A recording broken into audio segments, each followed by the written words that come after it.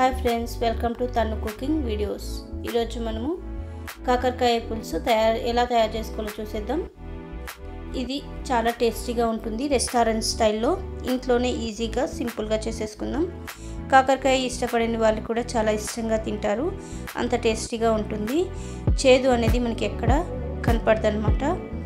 అలా చాలా టేస్టీగా ఉంటుంది. ఇప్పుడు తయారీకి కావాల్సిన పదార్థాలు చూసేద్దాం. ముందుగా కట్ చేసి పెట్టుకున్న కాకరకాయ, కొబ్బరి పౌడరు, ఉప్పు, ఎండుమిరపకాయలు, శనగపాయలు, చింతపండు, పోపు దినుసులు, ధనియా పౌడర్, కారం, పసుపు, జీలకర్ర, ఉద్దిబేళ్ళు, నూనె. ఇప్పుడు తయారు చేసుకునే విధానం చూడండి. ముందుగా స్టవ్ వెలిగించేసి ఒక పెనం పెట్టేసుకొని అందులోకి 2-3 టేబుల్ స్పూన్ల వరకు ఆయిల్ వేసేసుకొని బాగా హీట్ అవనిద్దాం.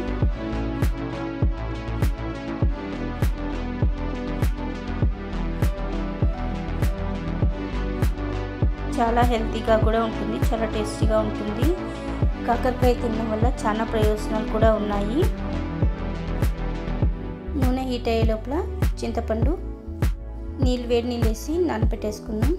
ఇప్పుడు నూనె హీట్ అయింది కదా, ఉద్దిబేళ్ళు, శనగపాయలు వేసి మంచి రంగు వచ్చేంత వరకు ఫ్రై చేసుకోవాలి. అలాగే 1 టేబుల్ స్పూన్ జీలకర్ర మంచిగా చిటపట్లాడిన తర్వాత ఎండుమిరపకాయలు కూడా వేసేసుకొని ఫ్రై చేసుకుందాం.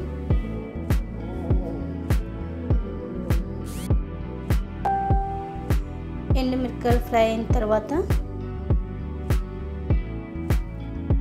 కొబ్బరి పౌడర్ ఉంది కదా, నేను పౌడర్ వేసుకున్నాను. లేదంటే మీరు కొబ్బరి కట్ చేసుకొని అయినా వేసుకోవచ్చు. నా దగ్గర ధనియా లేవు, సో అందుకనేసి నేను ధనియా పౌడర్ వేసేసుకున్నాను. మొత్తం అన్నిటికీ మీ దగ్గర ధనియా ఉంటే ధనియా వేసుకోండి, లేదంటే పౌడర్ ఉన్నా పర్వాలేదు. మొత్తం ఇవన్నీ మంచిగా ఫ్రై అయ్యి మంచి సువాసన వచ్చేంత వరకు మనం ఫ్రై చేసుకుందాం.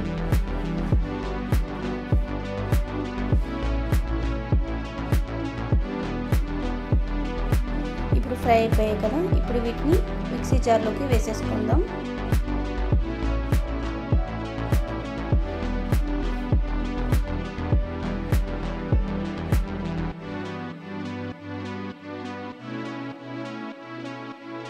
మిక్సీ జార్లోకి వేసేసుకొని పక్కన పెట్టేసుకుందాం. పూర్తిగా చల్లారనిద్దాం.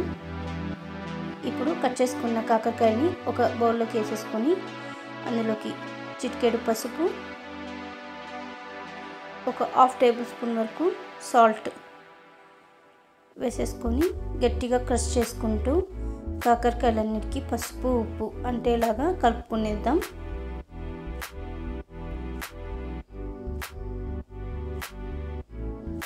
బాగా కలిపేసుకున్న తర్వాత మూత పెట్టేసుకొని పక్కన పెట్టేసుకుందాం.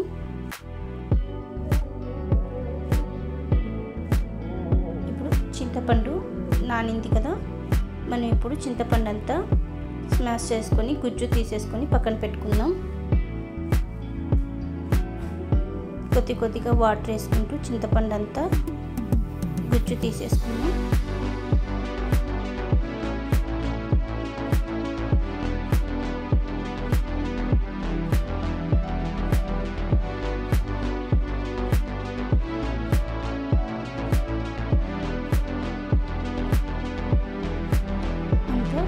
చింతపండు పులుసు అంతా తీసేసాం కదా, ఇప్పుడు అది కూడా పక్కన పెట్టేసేసి ఇప్పుడు అదే గిన్నెని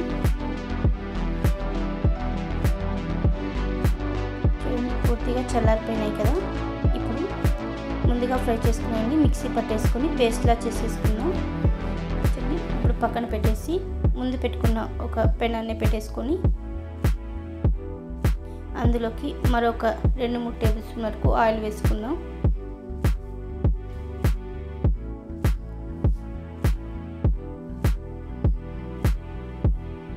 ఆయిల్ బాగా హీట్ అయిన తర్వాత అందులోకి పోపు దినుసులు, ఒక 2 ఎండుమిరపకాయలు, అలాగే కొద్ది కరివేపాకు వేసి అవి ఫ్రై అయిన తర్వాత మనం ముందుగా కలిపెట్టుకున్న కాకరకాయ ఉంది కదా, ఉప్పు పసుపు వేసి కలిపెట్టుకున్నది, అది మొత్తం నీరంతా తీసేసుకొని గట్టిగా మనం చేత్తోనే గట్టిగా అదిమేస్తే వాటర్ అంతా వెళ్ళిపోతుంది. ఆ వాటర్ అంతా తీసేసుకొని మనం కాకరకాయని పెనంలోకి వేసేసుకుందాం. మొత్తం వేసేసి మంచిగా ఫ్రై చేసుకోవాలి. ఆల్మోస్ట్ మనకి 75% వరకు మనకి ఆయిల్లోనే కుక్ అవ్వాలన్నమాట కాకరకాయ. సగం వరకు 50% వరకు మనకి ఉడికిపోయింది. ఇప్పుడు అందులోకి ముందుగా మనం తీసి పెట్టుకున్న చింతపండు పులుసు వేసేసుకొని ఒక 5 minutes కలుపుకుంటూ ఉడికించేసుకుందాం.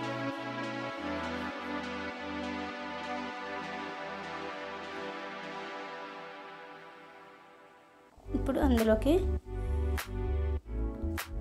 రుచికి సరిపడా సాల్ట్, కారం మన స్పైసీ తగ్గట్టుగా మనం ఆల్రెడీ మసాలాలో రెడ్ చిల్లీ పౌడర్ వేసాం కదా. సో ఇక్కడ మనకి స్పైసీ ఎక్కువ కావాలంటే వేసుకోవచ్చు, లేదంటే స్కిప్ చేసేయచ్చు అనమాట. అలాగే చిటికెడు పసుపు వేసి బాగా కలిపేసుకొని కాసేపు ఫ్రై అయ్యిద్దాం. మూత పెట్టేసి 5 minutes కుక్ అయిన తర్వాత చూడండి మంచిగా ఆయిల్ అంతా పైకి వచ్చేసింది కదా. ముందుగా మనం గ్రైండ్ చేసి పెట్టుకున్నాం కదా మసాలాని అంతా వేసేసుకొని, అలాగే చాలా చిక్కగా ఉంది కాబట్టి మనకి 1 గ్లాసు వరకు వాటర్ వేసుకోవాలా. ఎందుకంటే వాటర్ మనకి ఉడికిన తర్వాత మసాలా అంతా గట్టిగా అయిపోతుంది. సో కొంచెం వాటర్ వేసేస్తే మనకి పులుసు అనేది గట్టి కాకోకుండా మనకి బాగా చల్పాగా ఉంటుంది అనమాట. అన్నంలో కలుపుకొని తినడానికి కానీ రోటీలో కానీ చాలా టేస్టీగా ఉంటుంది.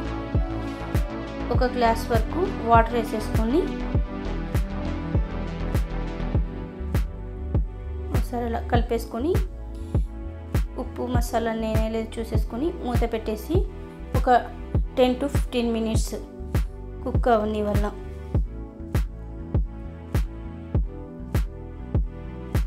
చూడండి కలర్ ఎంత చక్కగా వచ్చేసింది కదా. మంచి ఫ్లేవర్ తోటి మంచి స్మెల్ వస్తుంది. ఉడుకుతుంటే చాలా టేస్టీగా ఉంటుంది. మనకి ఇక్కడ కర్రీ అనేది ఇంకా చిక్కగా ఉంది కదా. మనకి వద్దు ఇంకో కొంచెం చల్పాకాలనుకుంటే వాటర్ యాడ్ చేసుకోవచ్చు, లేదంటే లేదు. చూడండి కాకరకాయ అంతా ఉడికిన తర్వాత ఉడికిందో లేదో చూసుకొని ఫస్ట్ తర్వాత మనం సర్వింగ్ బౌల్కి తీసుకోవాలి.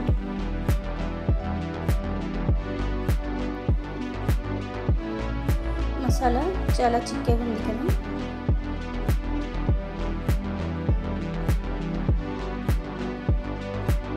ఇక్కడ నేను మరి కొంచెం కట్ చేసి పెట్టుకున్న కొత్తిమీర,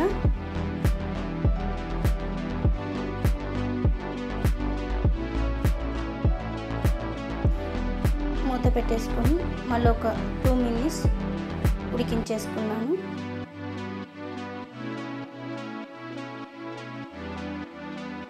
చూడండి చివరిగా ఇలా వచ్చేసింది మనకి కాకరకాయ కర్రీ అనేది. మనకి కాకరకాయ మొత్తం కుక్ అయింది. సో ఇప్పుడు సర్వింగ్ బౌల్లోకి తీసేసుకుందాం. చాలా చాలా టేస్టీగా ఉండే కాకరకాయ పులుసు రెడీ అయిపోయింది. ఇది మనకి ఇప్పుడు ఎలాగో కార్తీక మాసం కూడా స్టార్ట్ అవబోతుంది కదా. చాలామంది మాలలు వేసుకొని ఉంటారు. సో వాళ్ళు అల్లం కానీ వెల్లుల్లి కానీ ఆనియన్స్ కానీ తినరు. సో వాళ్ళ కోసం కూడా ఇది చాలా ఈజీగా చేసేసుకోవచ్చు మనం ఇంట్లో. చూడండి నేను వేడి వేడి అన్నంలోకి కాకరకాయ పులుసు వేసేసుకొని తింటున్నాను. చాలా టేస్టీగా ఉంటుంది.